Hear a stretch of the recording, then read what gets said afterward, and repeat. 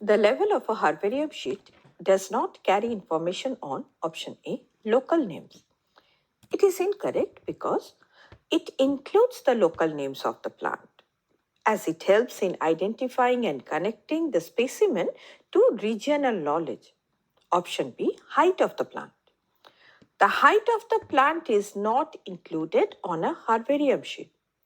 It is because the specimen collected for the herbarium can be a part of the plant, for example, a branch, leaves, flowers, and the full height is not always relevant or measurable from the sample. Hence, it is the correct option. Option C, date of collection. It is also incorrect because the date of collection is an essential piece of information on a herbarium sheet, as it helps in tracking the seasonality of the plant. Option D, name of the collector.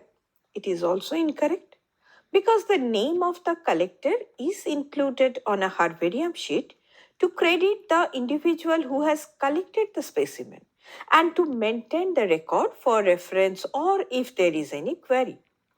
Hence,